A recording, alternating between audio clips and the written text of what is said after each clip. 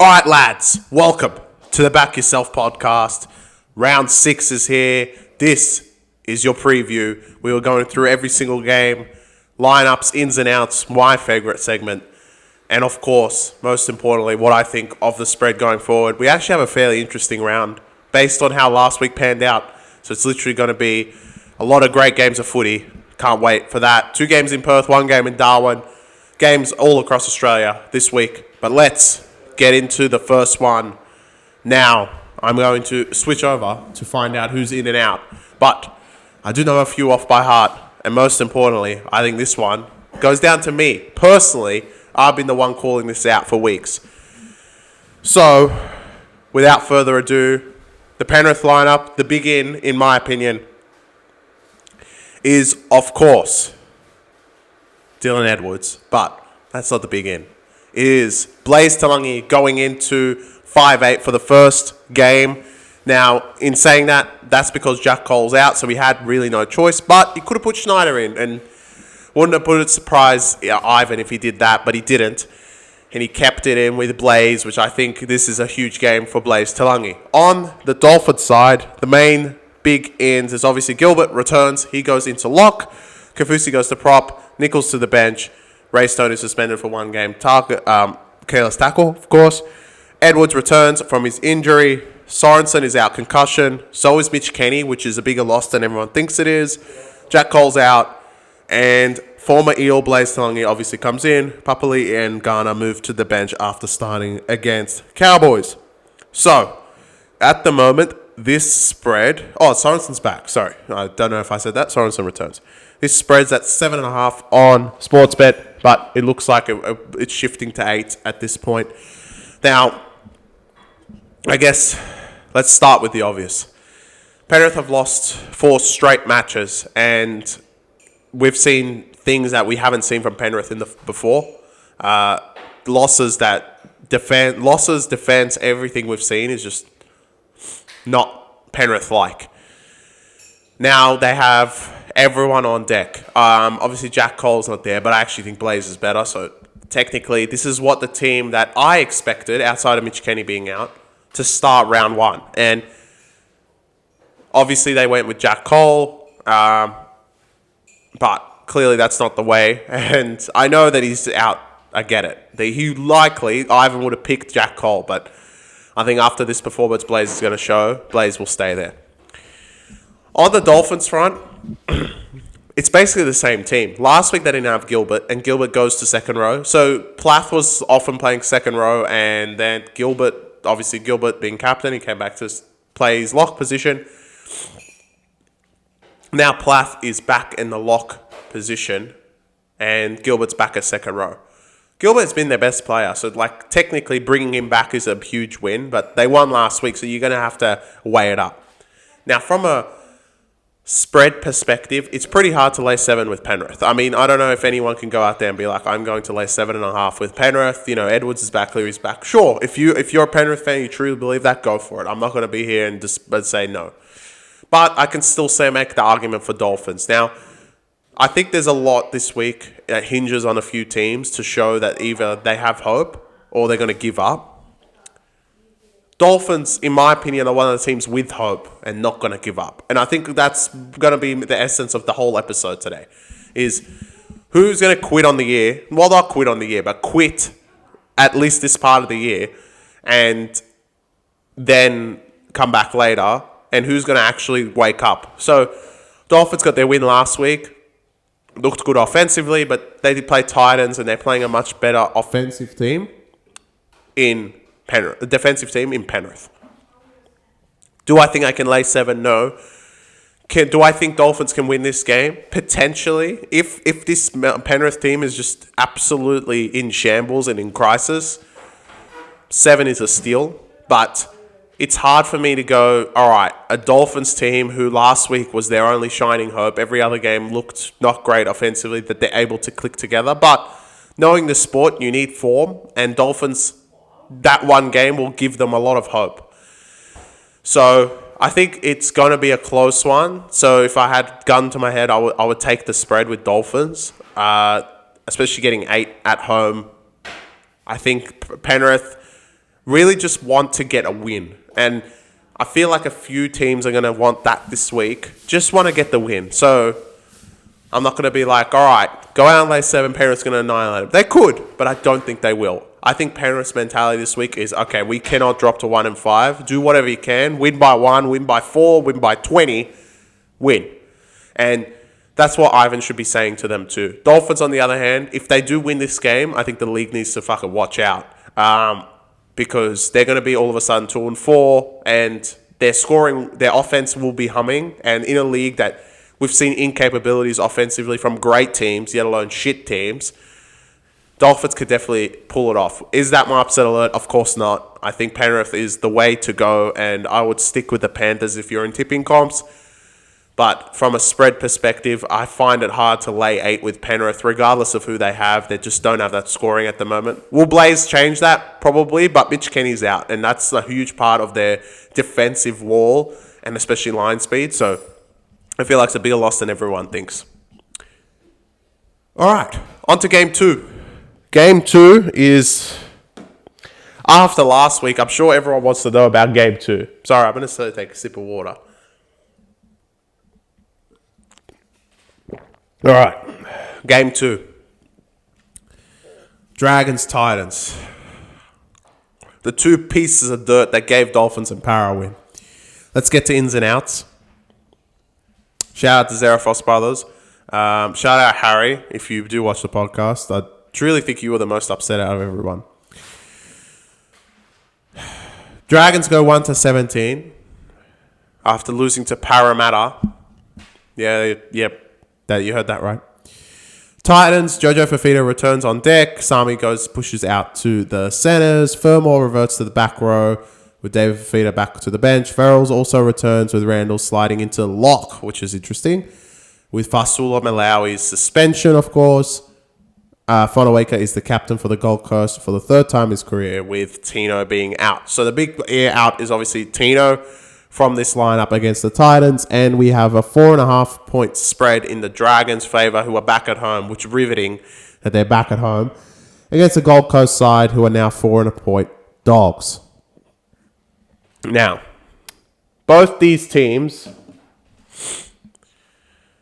one I would say had an embarrassing loss, one had a very strange loss in Dragons, but it's typical. Titans were truly embarrassed in that game. Now, Dragons back at win. Does that mean they're going to fire up? Likely. But what showed me last week was, I think, like at points that they just felt like they were going to lose, so they just lost. Titans had no chance of winning from start to finish. I think Dolphins played so good. Can they do that again? We'll see. But Titans were just no chance. Now, Titans most of last year played without Tino. So Tino was out from this point, actually. It was round 3, roughly. It was round 3, roughly, that these guys didn't have Tino, and they kept going from there. Dragons are basically the same. Is this game probably one of the hardest games to tip of the round, in my opinion? But, again, I think it's a bit of an overreaction. Dragons can lose to anyone in the middle of the park. If they had Tino, if they didn't have Tino, it's Dragons. They can lose to anyone in the middle of the park. Can they lose to this team? Oh, yeah. I mean, Dragons can do no wrong. They can do nothing unimaginary. It's just anything can happen with these guys. So, can I sit here and go, all right, lay the forward Dragons, don't think about it? No. Like, when have we laid any points with Dragons and they've done anything this year so far? We had to lay it. We didn't lay it against Dogs, but that was only 2.5. And in hindsight, you look at Dogs, and you're like, was that it? You had to lay it against South, which was 7.5. Yeah, that's right. Dragons were 7.5 point favourites. Then we had to lay it against. We took the points with you had points against Melbourne, and they won outright. Classic Dragons.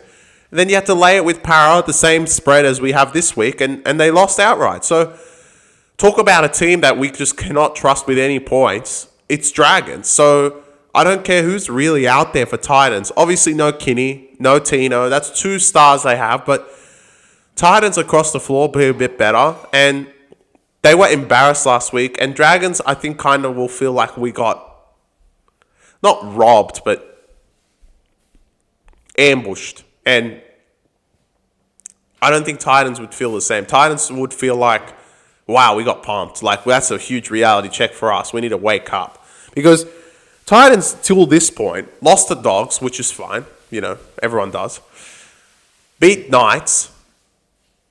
Beat Roosters. And then go home and play an understrength Dolphins side. Well, just without their captain. And lose to them. So, Titans have a bit more to prove. And if Des truly has a hold of this team, then they should be able to bounce back.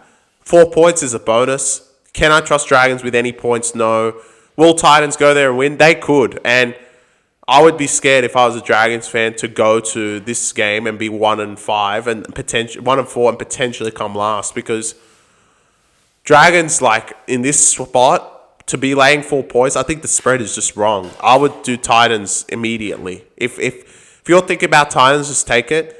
I don't think there's going to be much push from a Dragons point of view. From tipping perspective, can Dragons win? Of course they can, but if you think an underdog is live and you're getting points, then you might as well, like, that's the number one reason why you take them. If you genuinely think they can go win, then take the points, because if you think they can win, they might actually win, and if not, they'll lose by 2 or lose by 4. So I know Tino's out. I know it looks a bit odd, but I think last week the back line was a bit shit. Tino was there, but he was, like, obviously he got Simmons straight away.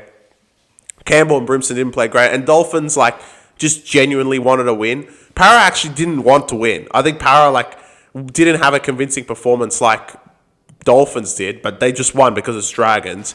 And I feel like it's Dragons is going to continue. So I don't feel like there's any rivalry. There's no ambush on the Flanagan end. So I would take the points with the Titans and maybe sprinkle a bit of head-to-head. They can potentially win this game outright. And I have to come on the podcast and say that they're okay, because they've lost one shit game, but they've played pretty good in all of them, outside of that Dogs first half. And Dragons, on the other hand, wow. I mean, Zarafos brothers are going to be in hiding if they lose that. It's just such a bad performance, and it's such a bad way of going out after beating Melbourne, to be honest. So, do I take the points? I will. I would take Titans, and I probably will tip Titans in this one. I feel like they're going to play good after that Dolphins game.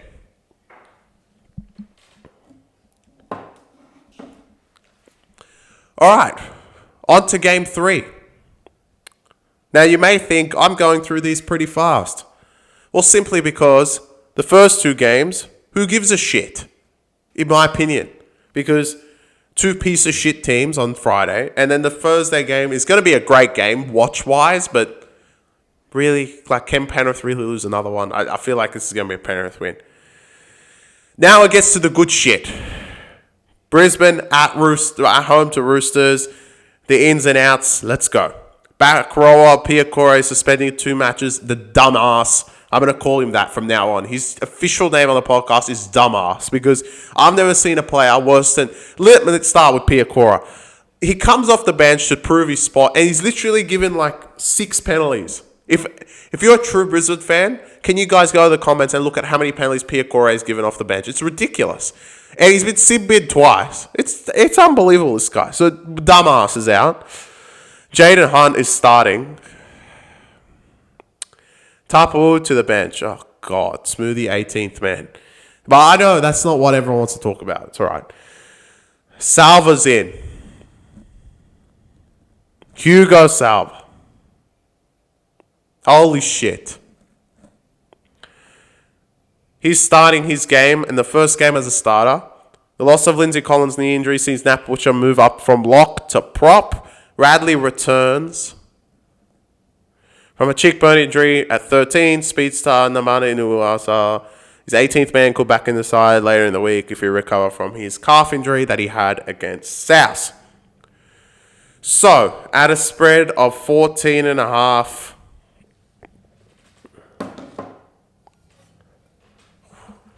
What do you think I'm going to say? Let me drink water. Let's see if anyone comments. What do you think I'm going to say? All right.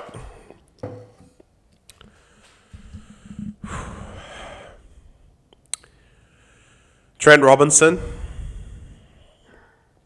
you are either going to be my most despised coach at this moment in time, or you're going to make me very happy. I can't lay 14 with Penrith Brisbane. I mean, okay. Last week we laid it against Tigers, no lie. Roosters arguably have worse halves this week than what Tigers did, which is amazing to think about because they're that bad. But I think Brisbane have some holes, especially in the forward pack. And you might say straight away, bro, what's this guy saying? They have Haas and Carrigan. That's about all they have. Haas, Carrigan, Jajewski, who's been good, but Jaden Hunt, fuck me, Kobe Hetherington,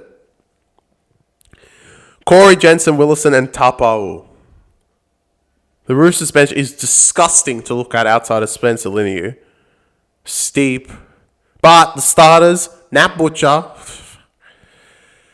Fahu White, who's been great, Angus Crichton, rep level, Swong does his job, and Radley, let's see if he gets another HIA.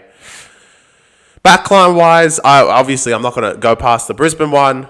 Tedesco, James, obviously. The halves are not going to be close against Brisbane, but that's why you're getting 14 points. And I feel like this is a typical Roosters ambush. This feels like 3 weeks ago, when they played Brisbane. When they played Penrith, and they were 24-point dogs. I think the outs have made Brisbane go a little bit shorter. Like, there would be 18 in this scenario, but you're still getting 14. Look, has Robinson put this rookie in a bad position? Of course he has. Has he put him in a position that they could go there and potentially get hammered? Of course. But I don't think they will. I really think they will try in this game.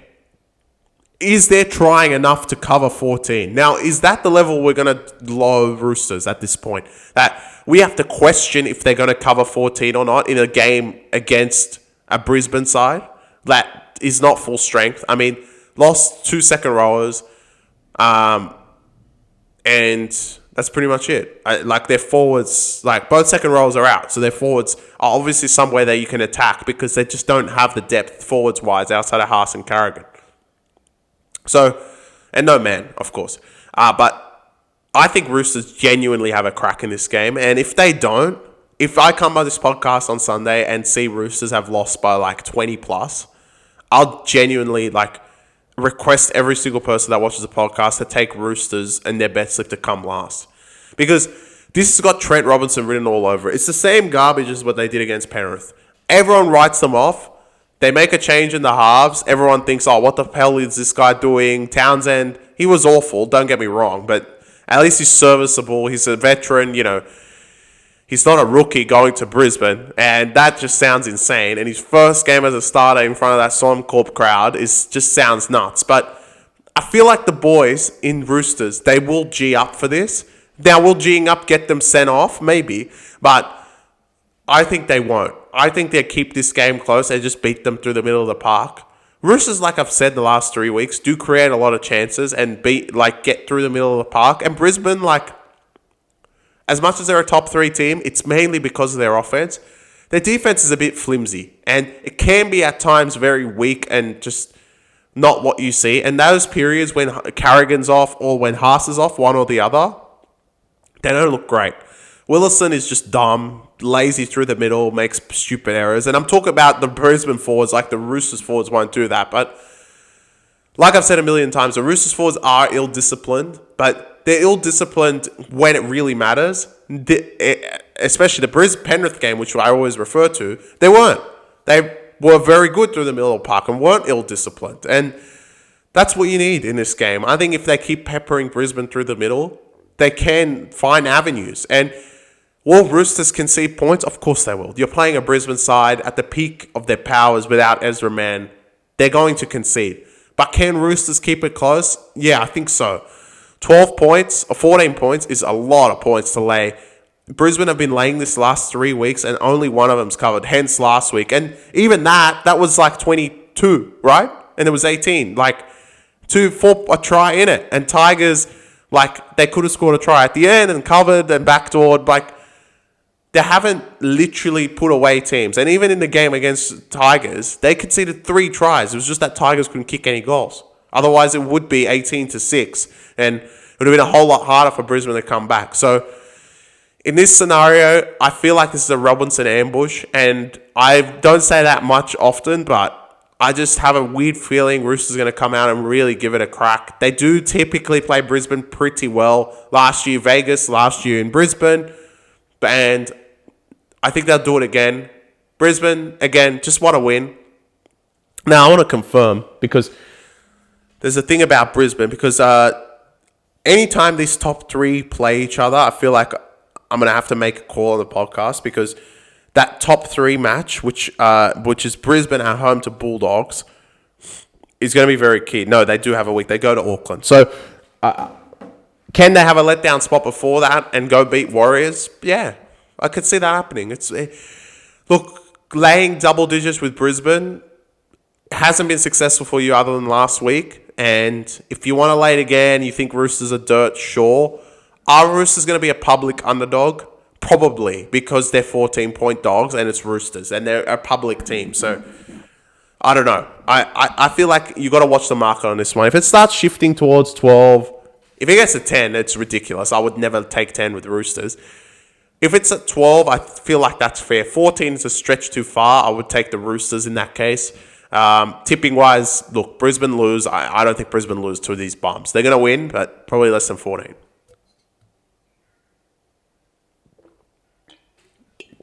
All right. That's Brisbane Roosters. It's going to be a good watch, in my opinion. I think like, watching-wise for that game, it will be good, because I think Roosters are really going to show the aggression against the Brisbane side, and we'll see them in the grind, I guess, because a lot of people have been saying to me, Brisbane can't get in the grind. Now we fly all the way to Perth. This is the multicultural. This is the multi-state part of the round. 2 games in Perth and 1 game in Darwin, and guess who's playing in Darwin? But this one is a Sharks-Manly game in Perth. Great game on paper. If both teams were full strength, you'd be like, whoa, this is game of the round. I think game of the round comes a bit later this week. I think it's on Sunday, the last game. But you could argue this one, of course, because you're 2 top 8 teams really playing each other, or the next one. But I think that game on Sunday is probably going to be the guest game. Tigers seem to be a part of a lot of the games of the round. All right, let's get into the ins and outs of Sharks and Manly. Quickly scroll down, 1 second. All right, Sharks, return of Teague Wilton and Talakai back into the lineup for Perth. Billy Burns drops out of the reserves, thank God for that. And the Brazilian, as we like to call him, goes to 18th man, who was great last week. I feel like he deserves a spot. LA returns from a shoulder injury from round 5. Simp moves to the bench. And interchange forward, Waddell missed 2 games. The tackle that I thought was a sin bin, but anyway. Lockie Croker's listed among the reserves and close to a return, while Talau is 18th man. So, with a spread of 5.5 heading towards 6, this is... I thought the other one was hard. I think this one's harder.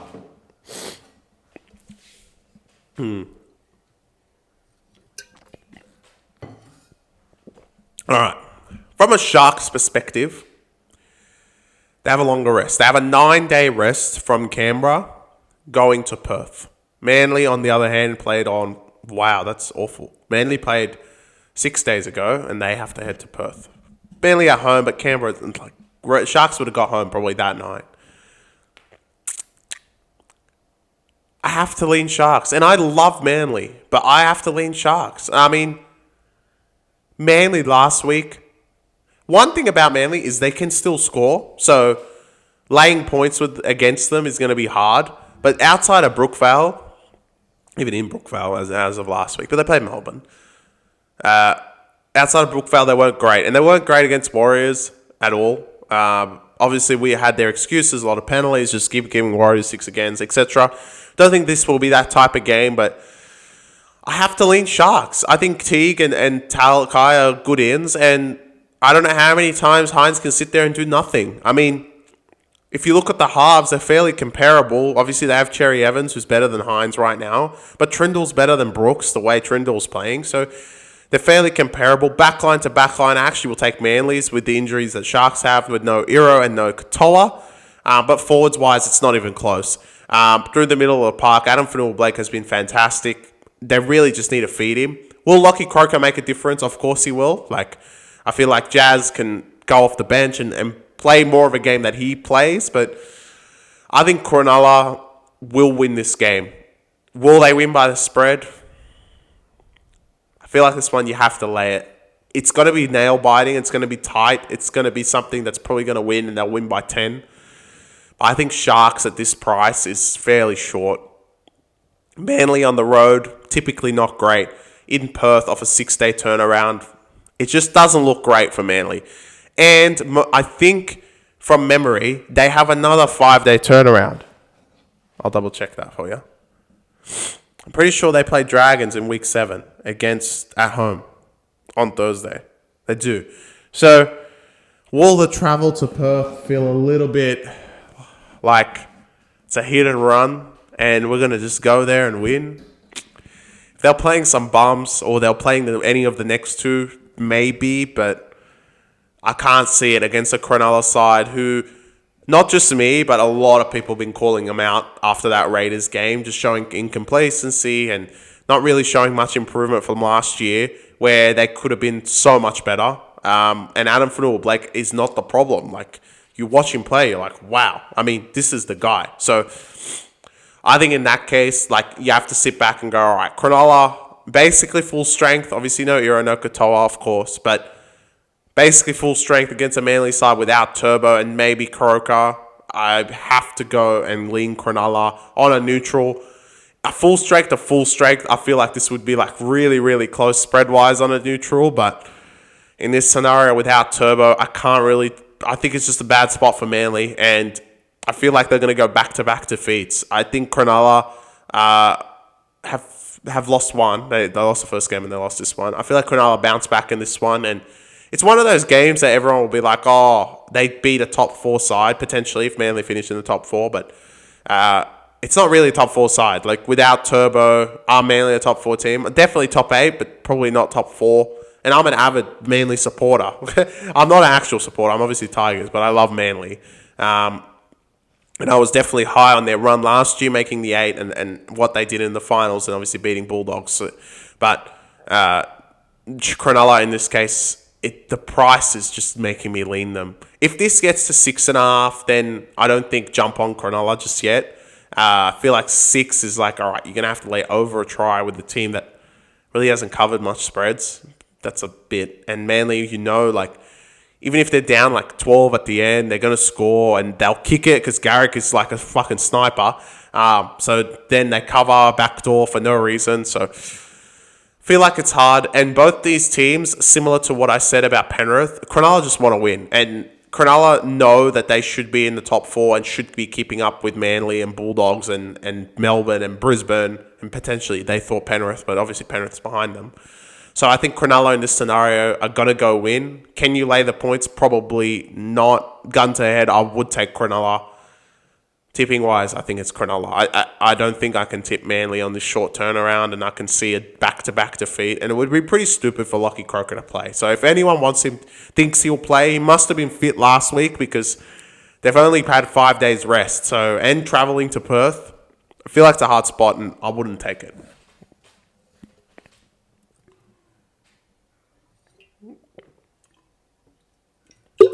I feel like finally I lent a favourite because I lent a lot of underdogs right at the start. And now I'm finally, a favourite. All right, let's head to game 5 of the round. Second one in Perth. Love what they're doing. I think this Perth, similar, it gives them vibes of Magic Round. They're playing them early. It helps. I think it's a lot. Now, I think it's great. Let's go to the South and Cowboys ins and outs. I think this is a big list. This is a big list because of South, of course. Everyone knows that they have a few injuries this week, and this is how they have replaced them. New halves pairing Latrell and Jaden Sullivan go into the halves to replace Cody Walker and Humphreys, who are both out, try scoring, and the poacher himself, Alex Johnson, returns. Ewan Aiken will play centre for the first game of his season, and Liam LeBlanc joins the bench. Cowboys, Ruben Cotter returns in the game that they lost, won against Penrith. McIntyre returns to the bench. Edwards goes 18th man. Labert, Carl Lawton, and McKaylee are all among the reserves and potentially go into the team in Perth. Now, spread at this point is 1.5 in the Cowboys' favour. When it first opened, I believe it was 2.5 in the South's favour, but then we had all the injuries in that game. And now South are playing with an understrength halves pairing. This one is going to be very hard for me to say, but I actually don't know who's going to win. Hand on heart, I want Cowboys to lose because I feel like the last 2 weeks... Last week they played great, but the week before they weren't great, and I know what's in them. And it would be typical for them to beat Penrith and lose to this South lineup, but South are bad, bro. Like, it's hard for me to advocate for them because I know last week was more Roosters playing like idiots than South playing great. And obviously, Latrell was a great pass. They kept themselves in the game. But this is really even a stretch for Wayne. I think Wayne's looking at the sign and be like, fuck me. Like, what have I have got left to deal with? I got this kid, Jamie Humphreys, who's played great. A gem, diamond in the rough. Had Cody Walker, had Murray at the start of the year. And he looks at the team and he's like, I had Campbell Graham. And he's like, what the hell is this? I actually double check. I didn't read it, but I don't think Campbell Graham's back. No, he's not. Stas is on the wing with Johnson. Okay. Cowboys are 1-17 outside of Cotter. Makes sense. But I can't.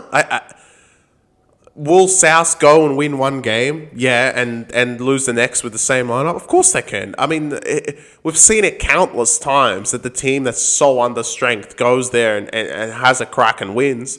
But they already got their win. If they lost to Roosters, I think that's a different story. In this case,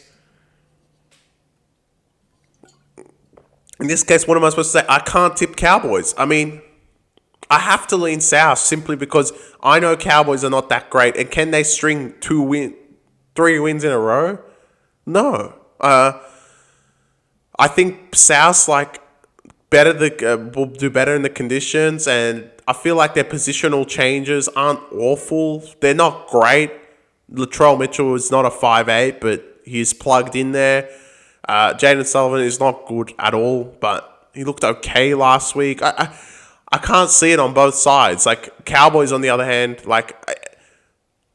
Cowboys, if it was in Townsville, I feel like this was an easy one. I feel like the Perth's messing me up on this. Because even if it was at South in this scenario, Cowboys would be slight underdogs. Because this is on a neutral. This is saying, all right, Cowboys are technically better than them. But South's home ground, you'd say this is like a 1.5 type of game that you're getting on Cowboys. And if you're getting plus money on Cowboys, then I would be like, all right, sure. But can you lay any points with this Cowboys team? Yeah, they beat Penrith, sure. Yeah, they beat Roosters beat Raiders when you had to lay it as well. But I don't think you can. I feel like I thought the other game was hard. Now thinking of this, I'm like, what the hell? It's impossible. I think South can play awful because their team is awful, but I can see Wayne pulling it off again. Do I think there's a little look ahead for South? I think so. I feel like Good Friday is a bigger piece for them, and they will still have the injuries, and they're probably going to be like 10.5, if not more, against that Dogs lineup with Burton, Kickout, and Kiraz all back. So is that a bigger event for them? Probably. Going to Perth, coming all the way back is hard. Townsville, I feel like they have a bye next week. So with big Cowboys, would they win 3 in a row and go into their bye like normal human beings? Probably not, because it's Cowboys, and I just don't see it in them. I haven't seen it so far this year. They can go beat South and prove me wrong, but I just don't see it. South are truly awful, but at least they're consistent. They win games, they win them close, they get them at the end, and That's what they've been doing great so far. And Cowboys, like, soon as it gets a little bit difficult, other than last week, they've just given up. And can I gauge what everything happened last week? Sure. I'm sure Cowboys fans will be like, well, last week happened. Why can't they do it again? They can, but will they? And it's a very hard argument. Did they even go home after last week? They played on Thursday night. Did they go all the way to Townsville and then end flying from Townsville to Perth? Because for me, that changes a lot. That's a 3-hour flight to Townsville and then like a 6-7 hour flight to Perth. That's a huge travel compared to what Souths have to do. Obviously, they have 5 hours to Perth. It's almost double. And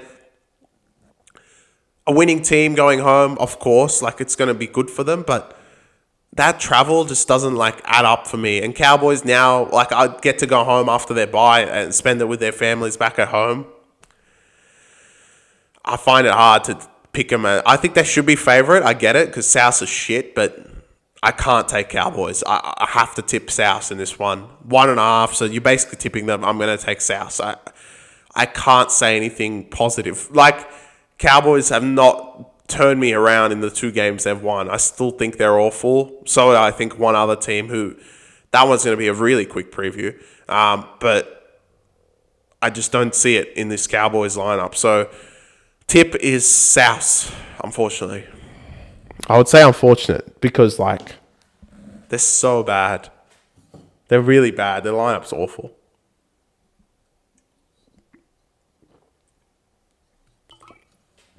All right. On to the final game of Saturday. I'm actually tracking pretty well. It might not be the extensive podcast you normally see, but it's pretty well for me. All right. On to the last game of the round, which is another head scratcher. Not last game of the round. Last game of Saturday. Para in Darwin, which I've already warned your team. If Seabass, everyone I need to shout out, I apologize. I haven't shouted out anyone in this podcast. Let me just think. South, no one. Sharks, Manly, no one. Brisbane, Roosters, shout out J-Maz. And what was the other game? Titans, Dragons. Serapos, brother. I already shouted you guys out. You don't deserve a shout out. But shout out Seabass. Shout out Charles Croon on the Para Raiders game in Darwin. Para, you guys suck in Darwin. I still don't know why you signed this contract to go there every single fucking year. You guys are awful at Darwin. Anyway, Lomax moves to the wing. Russell plays center. So they finally realised, all right, we're going to put the line up properly this time. Riley Smith set to start. Guymer goes to the bench. We might not see that. Obviously, he changed it last week, Riles. And Bailey Simonson and Madison are on the reserves with Josiah Papali'i, also 18th man. Raiders, no teams that got the job done against Sharks. Papali'i named to start, but may slide to the bench as game day like he did last week. Trey Moody is 18th man. So not much change from a lineup perspective. Lomax is playing wing. He has been playing wing, so I don't feel like that's a big change for everyone watching. Quickly look at the spread. We are talking about 6.5. Ooh, tickled 6.5, but it's come back to 5.5 against, with the Raiders being 5.5 point favourites. Now, like I said, Para's really bad in Darwin. They haven't won their last 3, I want to say, in Darwin, and maybe started their demise last year of being awful. They played Dolphins, I remember, and absolutely got smoked in that second half when they led 10-4 and took the 2. So anyone that watched the reel and understands took the 2. But yeah, last podcast I did explain it. Para's awful in Darwin.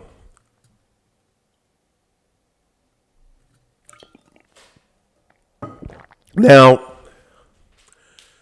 Para overall, I feel like didn't play as good as Dolphins. They just played a weaker opponent, and Dragons beat Dragons, basically.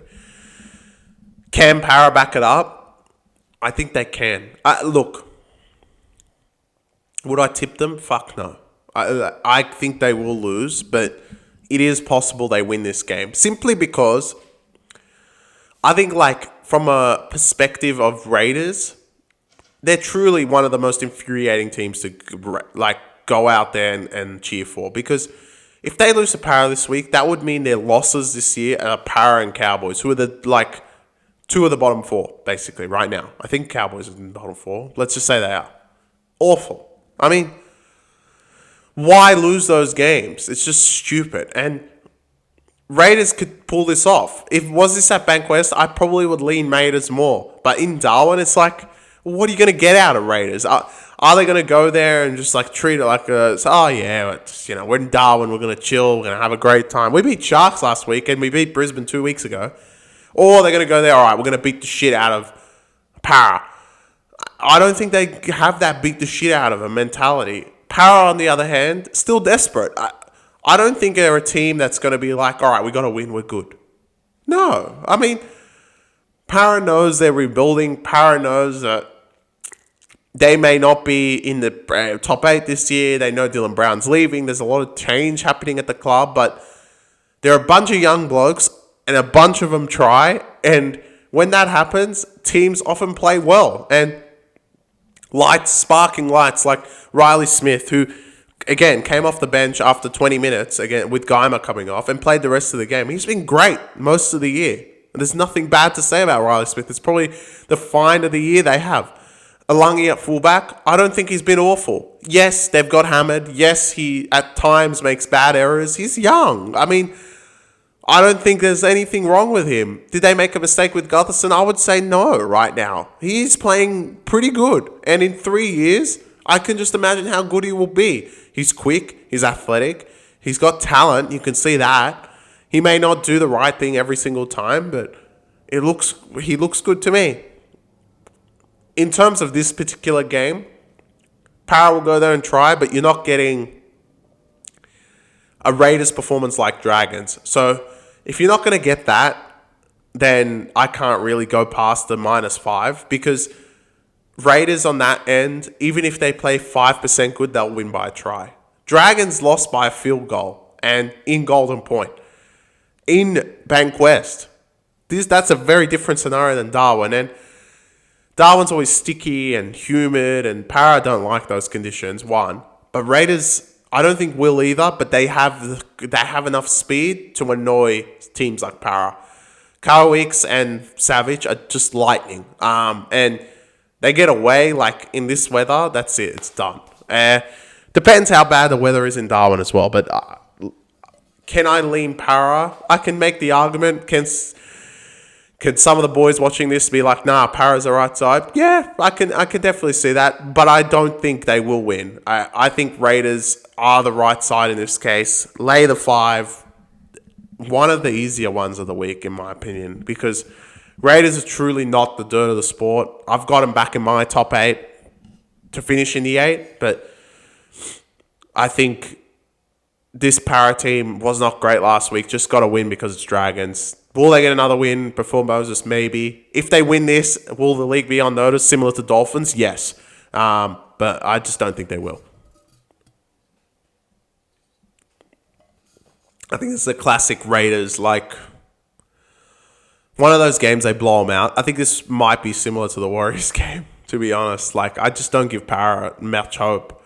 I think last week was a very different scenario to this week. If this was at Bankwest, I would still lean Raiders. I think Raiders, through the middle, outside backs, kicking game, it's just so much superior more than Para. And Raiders, yeah, they have some bad games. Yeah, they played awful against Cowboys. Yeah, they played awful against Manly, but I'm going to forgive them. I'm going to say look, go to Darwin and just do what you need to do, and you'll win this game probably by 10 or 12, because Para will give it a crack, but I just don't think they're there at the moment, and they won their game last week. If they go back-to-back, then it's a very different case and a different story for Parramatta fans.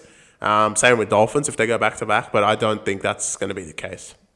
So Raiders, spread 5 as well.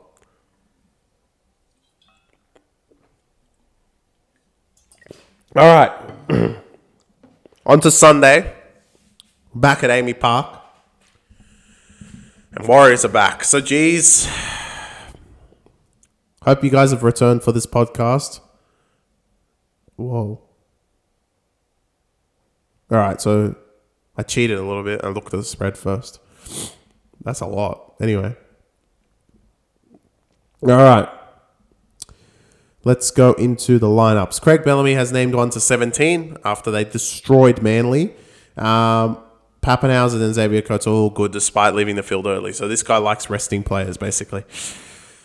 Warbrick and Nelson remain sidelined with recent concussion. Joe Chan, who was a great pick last week, was 18th man, and Lazarus has filled that role in round 5. Warriors, just one change from the team that downed Tigers. After their bye, Rocco Berry returns from a hamstring injury, shifting Pompey to the wing and Ed Coasty to the reserves. Tanner Boyd is 18th man, which I found very interesting for a team that's 3-1. Now, a team that's 3-1 playing a team that's 4-1.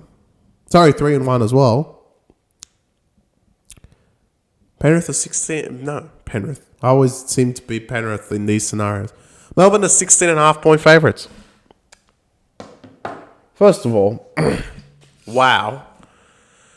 Second of all, I'll lay it. Look. Did Warriors do anything in their bye? Maybe. But who knows? Do they think they're top shit? Their fans do. I don't know if they're selves. And the other thing about Warriors is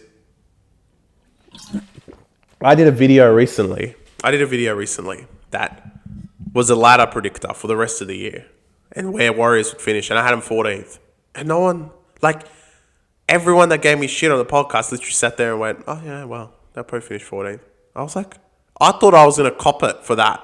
No one said shit. And I was like, but I was avidly told how good Warriors were and how much they're going to beat Tigers by and how much shit we copped when Tigers did lose. But everyone's now like, oh, well, yeah, they're 3-1, but they're kind of shit. Like, what? What type of 180 is this? How are they 16.5? I thought they were good.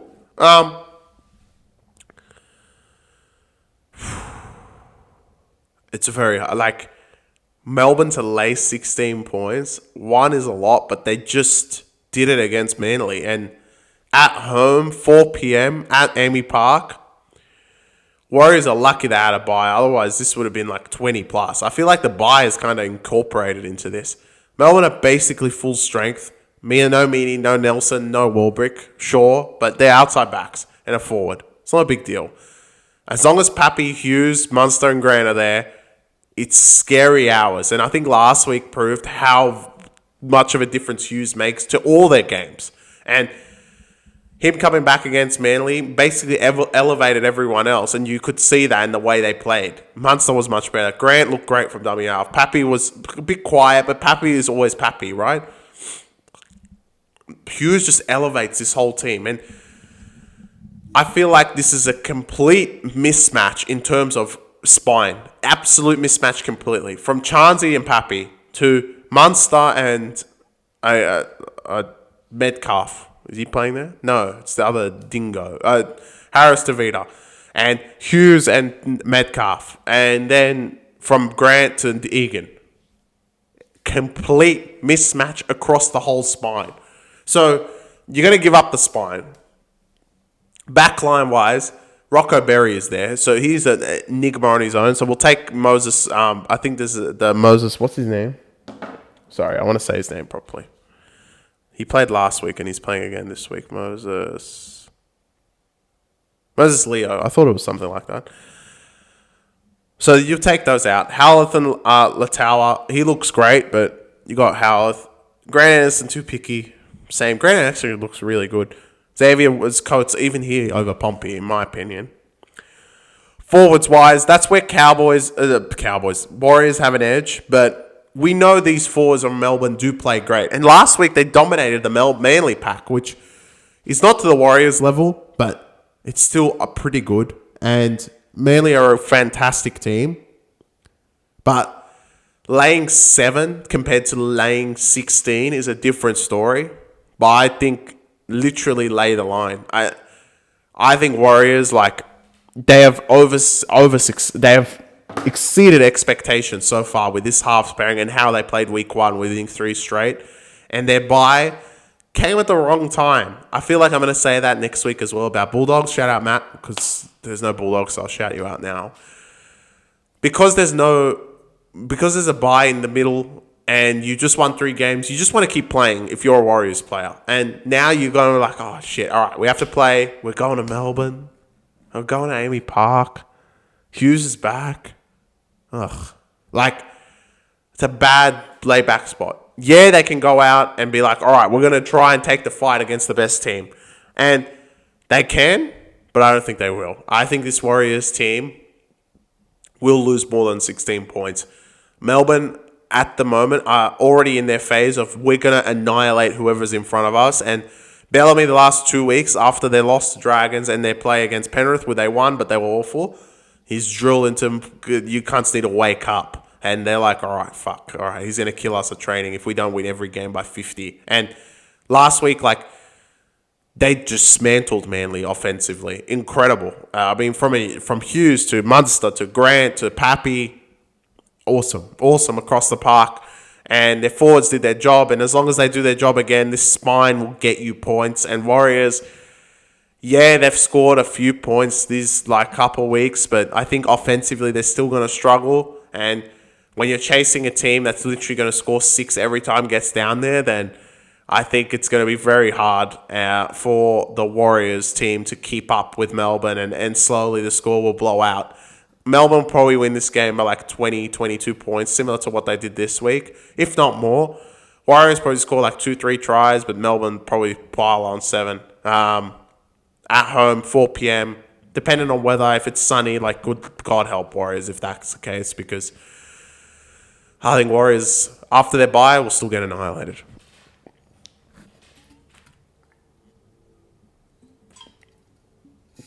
And for the Warriors fans who are probably madly typing comments, it's not that I'm a Warriors hater and I continue to tip against them. I don't think they're great, and I still don't think they've proved anything being 3-1. Yeah, they've beat 2 good teams. Man, the Roosters are not good, first of all. Tigers are okay. Manly is good, but there was a lot of excuses in that Manly game. The Tigers game, Tigers on their day would beat Warriors for sure. And the Roosters game, Roosters suck anyway. So the game I'm going off is that Vegas game, and I know that's in them. And, well, after their extensive bye in the offseason, you saw what they put against Raiders. So what makes me think that they're not going to do that again against Melbourne? Because they're going to be like, all right, we won 3 games. We know how to score. They go to Melbourne like, oh, shit, we can't score anymore. So it's not me being a hater. It's just simply me saying, all right, Warriors are not that good. I've proven that I put them 14th and no one thinks they're good. So then I don't know what you guys are saying. I don't think they make the 8. I don't think they're close. They're going to get killed in this game. Bad spot to play Melbourne, who look absolutely flying at the moment.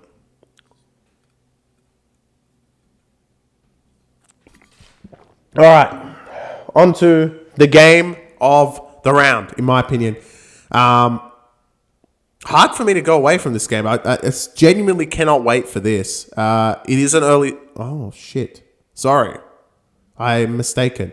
The Sunday game's at 2 p.m. Even worse for Warriors. But the 4 p.m. game, prime time, get your televisions on, whatever you're doing Sunday, take it away. Because 4 p.m. will come, and it's Knights, Tigers, at McDonald Jones Stadium. What a game this is going to be. With how Tigers are playing, with how Knights are playing. Both teams looking to make the 8. This is the ins and outs. Number of injuries enforced by the Knights. Cogger out. Schiller out. Jacob Saifidi's out. Hetherington's out. Adam Elliott also sidelined. Phoenix Crossland moves from hooker to halfback. Jaden Brayley is the new number 9. Youngster Kyle McCarthy plays wing. For his second NRL game, Brodie Jones joins the pack. Pierce Paul returns from suspension. Tyrone Thompson and Matt Arthur make their club debuts off the bench for Newcastle. Tigers, obviously Luai returns from his suspension. Skeleton comes back onto the wing for the hamstring injury. Samuel Fainu also returns to bolster the Benji Marshall side. Latu Fainu's out with a thumb injury. Jack Bird slides onto the bench. Tony Suka to 18th man. Luke Laliki drops to the reserves. Veteran outside back Naden has been listed amongst the... Please, okay, Benji, first of all, before I get into them, don't bring fucking Naden in. We look fine this week. And the spread after all those outs and all those ins, probably one of the biggest ones, is now at 3.5, edging closer and closer to 4. But this, ladies and gentlemen, is here. My upset alert for round 6. 6? 7? 6. Am I going to get this wrong? No, it's 6. 6. Next week, 7. It's 6. Just bear with me, lads. It's 6. I was going to get it wrong. My upset alert for round 6. My upset alert for round 6 is the West Tigers. Full strength. Everyone's back. Everyone on deck. What can I say? This Knights team is decimated across the park. Injuries everywhere. Yeah, they get piss poor back. Forwards look out the window. Outside backs, they're going to have to put in replacements. Hooker, they have to move their hooker to put him half back because Cogger's out and they refuse to bring in Hastings. Tigers, on the other hand, are boisted. Luai returns. Skeleton returns. The back line all of a sudden looks, okay, we're back. The forward back is as is with Fainu also there as well. Royce Hunt off the bench. Tigers look great. I don't think there's anything much to say, and I think this is probably the underdog of the round. Tigers, I said it from round 1 when they lost to them. They would have beaten them with Luai and Coruscant, and now you're getting the Coruscant and Buller, and now you're getting Coruscant and Buller in game 2, where Tigers were still okay. They weren't great. They had problems round 1. So did the Knights. Like, don't get me wrong, Knights were awful. Have Knights addressed those problems? They have, but not with this lineup. And Tigers, I think they have. Last week was an anomaly. I think last week was the first time they got hammered. The first game they lost by more than 2 points. They didn't have Luai, and they played a fantastic Brisbane side who looked fantastic. And that second half, I don't think anyone would have defended them. So don't blame Tigers. And now you're getting 4 points at home. 4 points on the road. They got 4 points or 3.5 points. It's literally the same spread now that they're on the road. But this is a completely different Knights team and a completely different Tigers team with Coruscant Buller. Strange to think that this is still 4 and edging to 4. I thought this would be coming in towards 2 because I feel like Tigers have a really good opportunity here to redeem what they did against round 1. And Knights, well, they were just disgustingly bad last week. Offensively, against that Dogs lineup, they might as well not have any offense the way Knights played. So I can't really sit there and go, all right, you know what? I'm going to make sure to take Knights. They're going to bounce back. No, I think Tigers have had good defensive parts in their game. They haven't looked great the last 2 weeks defensively, but they were great. And I think they can do that. They kept this Knights team to 10. I don't think they'll keep Knights to 10. I think they'll score more, but I think Tigers can score a lot more offensively. Luai, Galvin, Buller, Coruscant, all 4 on the field have been pretty good. The only game they have lost out of that, well, they haven't lost. Wait. No, Warriors. Well, how can they be Warriors? But they've won 2 and lost 1. And the one they lost against Warriors, I think all of them back puts them above Knights. And yeah, I don't think there's much else to say. Knights haven't been great. Tigers, I think, can be great. And I still got them in my 8, maybe just below Raiders. Will my perspective change if Tigers lose? Of course, because then I'm like, what the fuck? But I don't think it will at this point. I think Tigers win this game just because Knights have a lot of injuries, haven't addressed much of it. Are not really big, not a depth, don't have a lot of depth in the positions that they have lost. And I think it just continues their slide. And I feel like Knights are getting to that territory of, all right, we started so well, but now, it's getting hard. And Adam O'Brien, with all these plugins, hasn't really, put them all together, and they looked awful against Dogs. I don't think they had any chance against Dogs once the second half started. I was like, these guys fucking finished. Tigers, they started really well. Their kicking is going to be a question mark because they can't kick goals, but they could have been up 18-6 against this Brisbane team. And Brisbane obviously stormed home and won by 20, of course. But 18-6 to 12-6 is a very different scenario. And Tigers, with the plus additions that they have this week, Skeleton back and the backline looking much better, I can't lean past Tigers on this. If you get 4, take it. If you want to take head-to-head, take them in your tips. I think Tigers win this game outright. Fuck Knights. Not fuck Knights. It's Knights. All right. I think that wraps it up. It's been an hour, which is pretty good. For us, we take 2, but for now, it's an hour. Key takeaways or key watching points. The first game is going to be fantastic to watch. I don't think there's going to be anyone that's going to be like, let's not watch Dolphins Penrith. Even though it sounds awful, it's very important. They're both 1-4, and the team that goes 1-5 is going to be like, all right, we're fucked, especially if it's Penrith. That's going to be a very interesting scenario. The Brisbane Roosters game. Trent Robinson, you are on notice. I need you to wake up this week. I feel like if you give up this week, you guys might come last, and the team will give up itself. And obviously, my game of the round, not just my upset alert, but the game of the round between Knights and Tigers. I think it's a must-watch game. That 4 p.m. at Newcastle Stadium. It's going to be absolutely buzzing. And Tigers are going to go there and get their revenge against Knights. Hope you guys enjoyed the podcast. Like, comment, and subscribe. Your thoughts, Warriors fans. Keep your comments. As much as your comments. You know what? Don't keep your comments at all. Just say any comment you want. Because if you guys truly think you're going to go win, sure. I want to hear why. Because I just don't think in this scenario you have any chance of winning. Even keeping it close against this Melbourne team. Everyone else, smash the like button. Thank you guys for all your support on the podcast. Regardless if it's not what we had before. But we are back sooner rather than later. Let's go into round 6. Enjoy your footy. Talk to you guys soon. Peace.